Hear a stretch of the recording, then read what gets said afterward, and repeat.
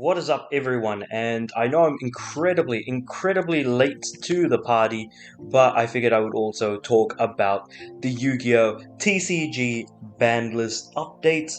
I've already kind of seen people's reactions and things like that, so I pretty much kind of know what's going to be announced, but I kind of wanted to not just talk about the actual ban list itself, but also just the fact that the way in which it's all being presented is exceptional.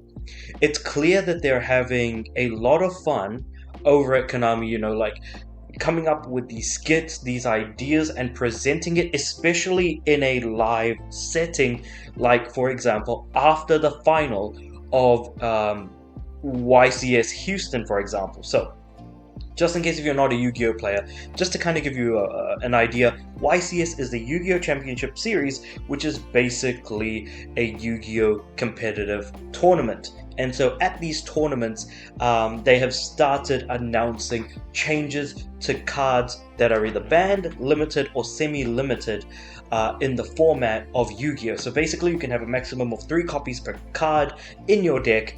Limited is you can only have 1 copy, 0 is for forbidden, and semi-limited is 2 copies. So forbidden, 0, limited, 1 copy, semi-limited, 2 copies, and if it's unlimited, that is 3 copies. So I really do like this sort of format and what they're doing here. So let's actually look at the ban list and the changes that are being. I hope that you all had a fantastic time. I love this whole sort of hacker thing that they've kind of got going on here. And we've got Jerome, who is the one who's presenting it. Congratulations to our newest YCS winner, who also happens to be the final YCS winner of the current advanced format. The current format, so yeah. On April 7th, and I am the next Forbidden Unlimited card list right here. I love how he printed it out as well. All weekend. It saves rather than having the cards like he did last time, having a bit of paper so that all the details are just kind of there. Okay. So the following cards are unlimited, which means they either previously were limited, semi-limited, or forbidden. Cyberjar. The 2 dangers, Jackalope and Tsuchinoko, and Ava.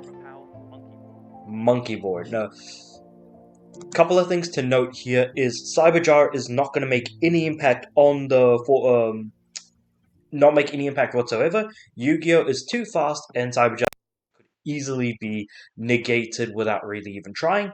The 2 danger cards, Jackalope and Tsuchinoko, I love that they are unlimited. They should have been unlimited ages ago, but it's basically playing Yu-Gi-Oh in a fairly different way. Basically, the idea of you show a danger monster in your hand, and then your opponent has to pick a random card in your hand. If they pick the danger gets sent to the graveyard and an effect happens, or if they pick any other card, that card goes to the graveyard and the danger gets summoned to the field. And then you can then start playing off that. Ava just added cards to your hand, so Ava being the 4th card that is now unlimited, allows you to add more fairy monsters to your hand in order to fuel negations to opponent effects through something like Herald of Ultimateness, which has no longer been, a staple in quite some time, and with Performer Pal Monkey Board. Performer Pal Monkey Board is a pendulum monster and basically sets up your entire combo by itself, but it's been errated and now is no longer as functional as it once was.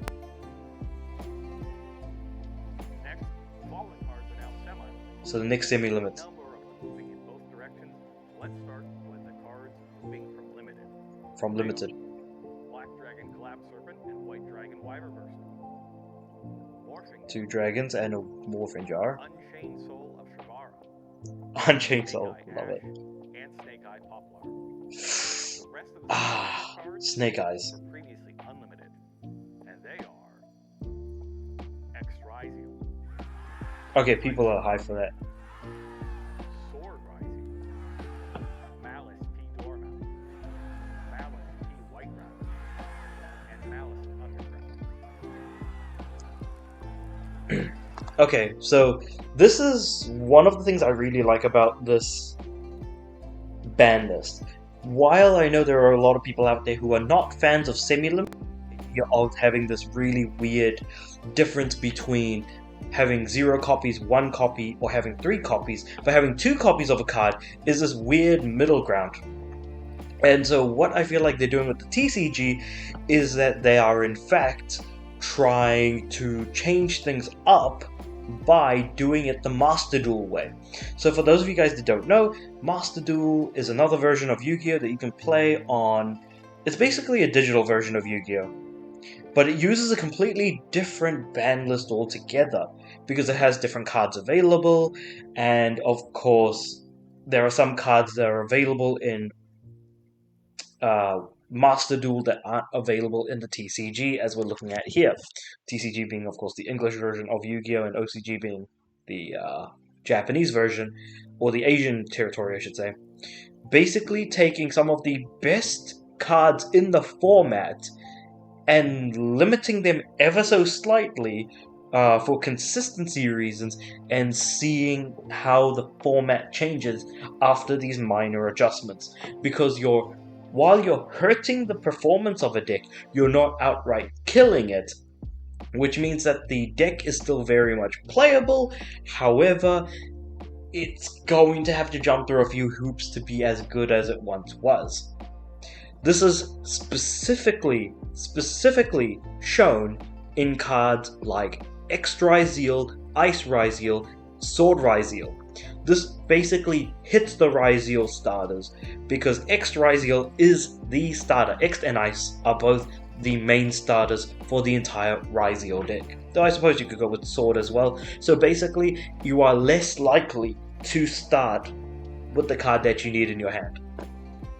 Then we have Malice P. Dormouse, Malice P. White Rabbit, and Malice in Underground, which are the 3 good Malice cards. And if you don't know about Yu-Gi-Oh's current meta, it's basically either Ryzeal or it's Malice. Though more people prefer Ryzeal because that has better consistency overall.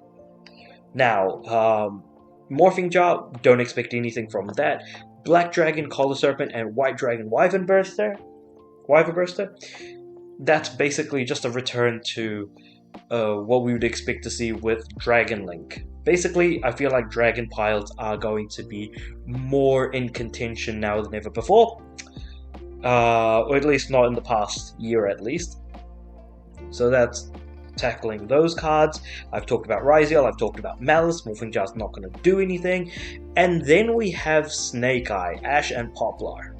Now, there's a good reason why these cards are getting semi-limits, because they were previously limited to 1 copy.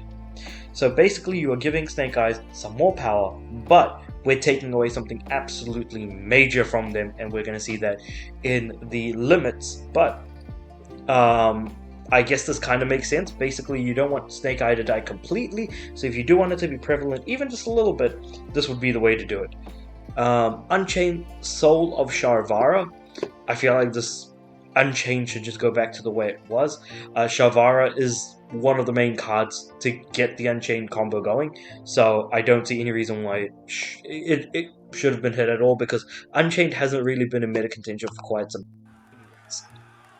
Next up, limited cards. 3 cards have been moved from Forbidden to Limited. 3 cards. I've seen a couple of these in the Quarter Century Stampede unboxings. From Forbidden to Limited. And I would highly recommend that you go check those out right after this. The returning cards are Macbeth Circular.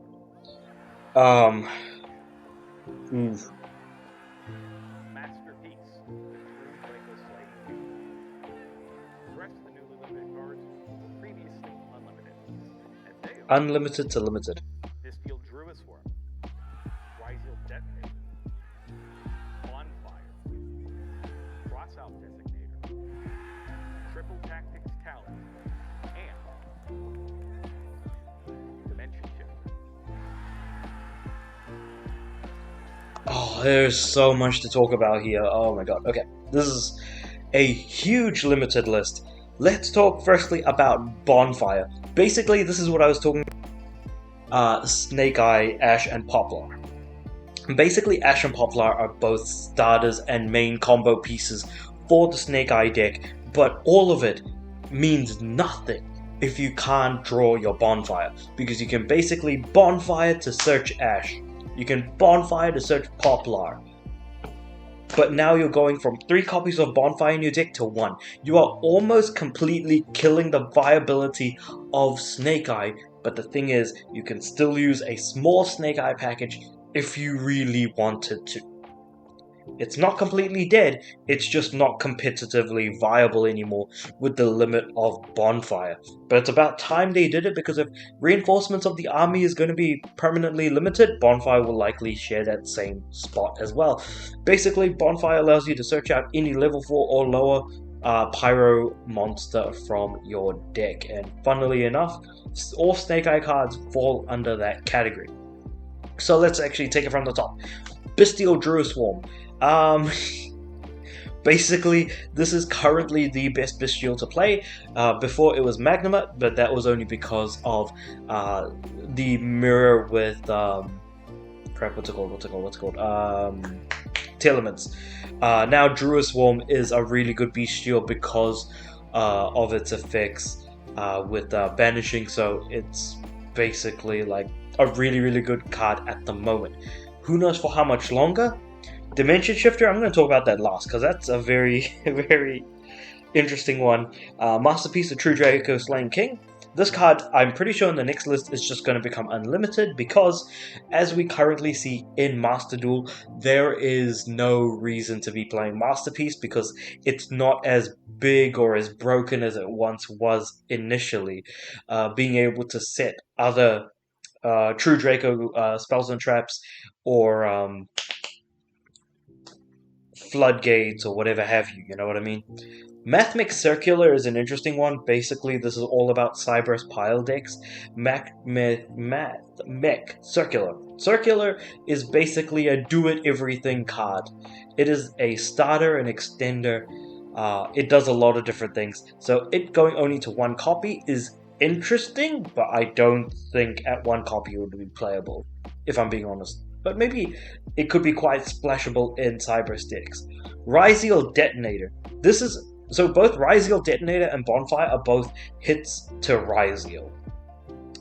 Ryziel Detonator especially is the Ryziel boss monster, and usually you could Ryziel Detonator and then get out another Detonator, get out 2 of those. So I think the limit is largely because people generally tend to play 2 Detonators rather than 3.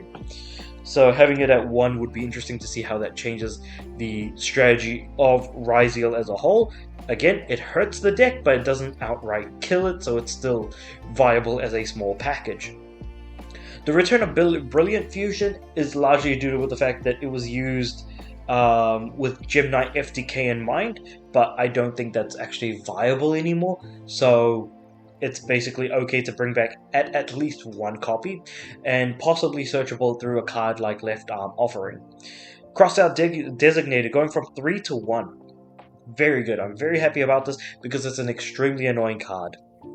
And the same thing could be said for Triple Tactics Talons. Both of these cards are generic removal in different ways, basically. Triple Tactics Talons, I should say, basically has 3 banned card effects, or ban-worthy card effects in a single card, but you can only use 1 of those effects.